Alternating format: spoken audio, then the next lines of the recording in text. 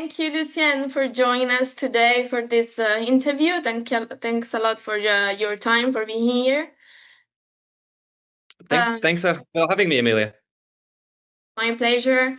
So, just to start this interview, let us know your role at Trezor and yeah, your background. And in case our readers don't know, but I don't think so, but just in case, what does Trezor do? Sure. So I work as an analyst for Trezor. And so I stay on top of the Bitcoin and crypto markets, and I make articles and provide commentary and opinion pieces. And I also write for the Trezor knowledge base as well. And so Trezor is based in Prague, in the Czech Republic, and this is the company that started the hardware wallet industry in 2014 with the Trezor Model 1, which was the first hardware wallet. So hardware wallets which help you practice secure self-custody by keeping your private keys offline, basically. Yeah, we were invited to the presentation in Prague a few months ago. So it was interesting to check your latest hardware wallet. And yeah, the reason why we decided to do this interview was to comment on the news about Bolivia that has reversed its crypto ban, and it decided to integrate stablecoins into its banking system. So um, yeah, let's comment on that, and then I will ask you more in general about stablecoins. Sure. So the situations that Bolivia banned cryptocurrency for about a decade, but people kept using it because I think mainly because the local currency was weak and the access to dollars can sometimes be hard. But what we saw is that the ban didn't really eliminate the demand from the public, and it just pushed activity into informal channels. And so eventually the government reversed course in 2024. They lifted that ban, and now they're even looking at ways to integrate stablecoins into the banking system. Yeah, and in your perspective, how does the growth of stablecoins influence user needs and also the needs of hardware wallets? And yeah, or how does stablecoin influence the daily spending? Yeah, so stablecoins, I think in these regions can be very useful. People tend to seek dollars to escape local currency inflation, and that's something that predates stablecoins, but that they're easier, I think, to use than cash. I mean, cash can come with drawbacks. They can be a black market rates, for example. Whereas so stablecoins basically really open that access, and now you see in Latin America.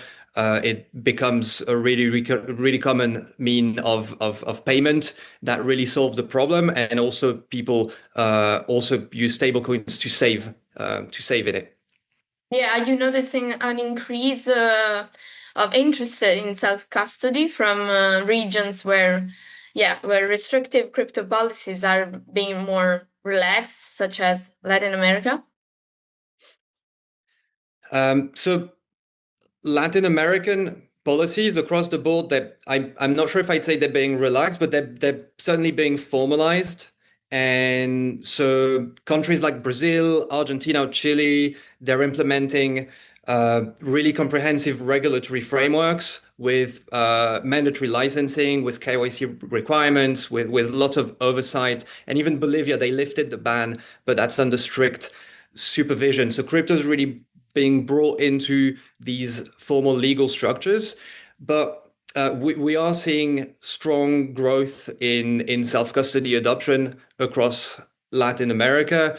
So, for example, Trust Wallet went from 140 million downloads in 2024 to over 200 million by 2025, and Latin America accounted for 9% of these users, and their market share really jumped significantly this year. And same with MetaMask. And so, and at Trezor, we see also some sustained growth in these regions as well. But I think this reflects that organic adoption of Bitcoin and stablecoins really feeling like a need for people rather than governments going one way or another. And why do countries often open the door to stablecoins, do you think, before considering Bitcoin? They seems to be more open to adopt, or in any case to regulate stablecoins compared to other cryptos. Mhm.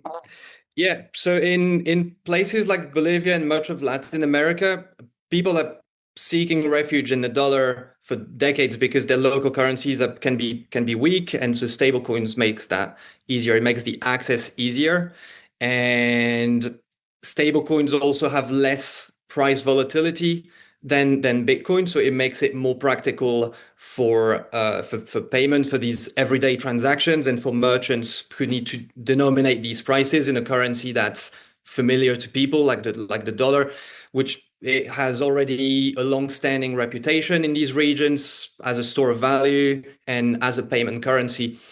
And so stablecoins, they really fit that existing behavior more easily than Bitcoin does. And I think Bitcoin serves a different purpose. So it works better as a long-term savings for people who want something that's completely outside of government control, but it comes with these price swings in Bitcoin that not everyone can handle in their daily financial life. Yeah, that's really interesting. And you think? What are you monitoring? What are you watching right now? What are the key indicators that could signal a major shift in global monetary networks? So I think you've got really two parallel networks now with you've got the legacy sort of official central banking, traditional payment and currency and that store of value, and then you've got what happens in the crypto world. So for Bitcoin, the indicators I think that matter the most are market capitalization and the long-term holder supply. Because when individuals and companies or even nation states add Bitcoins to their savings, their balance sheets for the long term, that reflects a conviction-based saving behavior rather than just speculation. And so for Bitcoin, I think that's the bigger story. It's that store of value aspect and people trusting it more and more. And for stablecoins, I think it's all about transaction volume and merchant acceptance. So if stablecoin payments start competing with domestic payment systems in emerging markets, that represents an alternative to the traditional banking infrastructure that can sometimes lack in these regions. And so I think the broader picture is that you've got these monetary systems now that are developing in parallel of the legacy world. And so you've got Bitcoin and stablecoins offering alternatives, and they operate outside the traditional framework. You've got Bitcoin as that non-sovereign store of value and stablecoins as dollar rails, but without banks.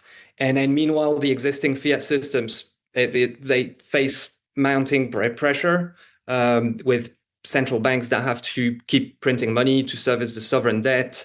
And so it might drive even more people towards alternatives. So I think that's what I would look out for Bitcoin is the long-term holder supply and the market cap that reflects that saving behavior. And for stablecoins, the acceptance for payments and the transaction volume. Yeah, regarding stablecoins, recently there are many companies and also countries launching their own stablecoin. What do you think about this fragmentation? Do you think we will have thousands of different stablecoins? Will it be easier for people to start adopting them, or there will be too many, and so it will be even more difficult to use stablecoins? I'm not sure people mind very much if they're using if they're using USDT or USDC, for example. I think what people want is dollars, and not they're not very excited about the stable coin itself. It's just as long as it works and it keeps the peg to $1. I think people are seeking dollars more than such or such stable coins. And so in the past, though, we've seen stablecoins that were uh, a bit fishy, with some yield products attached to them, and some big stablecoin collapses with, for example, the Luna collapse, and the stablecoin that depeg then went to zero. So I think people may be a bit suspicious of some stablecoins, but across the board, I don't think it's going to make much of a difference, especially when payment systems can interoperate. And so the merchant wants dollars, and the person wants to pay in dollar, and stablecoin is just a means to an end. Just like the networks that they run on, people don't really mind, I think, whether their stablecoin runs on Ethereum or Solana or any chain like that, as long as it works and it's quick and reliable, and the fees are low enough. I think that's the biggest story. And last question. Regulation is increasing everywhere regarding cryptocurrencies, of course. So, do you think this will allow a mass adoption, or there are other barriers before obtaining, yeah, Bitcoin or stablecoin mass adoption? I I think those regulations can help trust for some people, for some actors. Regulatory uncertainty was an obstacle in the past, but as the space becomes more regulated, it's less so now a concern. So, for example, with the US clarifying their stance with the Bitcoin ETF approvals, and Europe implementing MiCA, and all those jurisdictions are moving from wondering if it should be legal to establishing clearer frameworks. But I think when these technologies solve a problem for people, they're going to adopt it for themselves, whether or not the government wants them to or not, or is really encouraging. And so I think by regulating like that, maybe it gives the government more visibility, more control. Maybe it can push people into more trust, maybe, for these cryptos, for these networks. But at the end of the day, I think the big tide, rather than governments starting to regulate it and accept it, is that it solves a problem for billions of people around the world, and this is what's responsible for this adoption. Thank you so much for your time, Lucien. There is something else you want to add before we end this interview? Um, Nothing in particular. Was very happy to be here, and so thank you for having me. Thank you so much.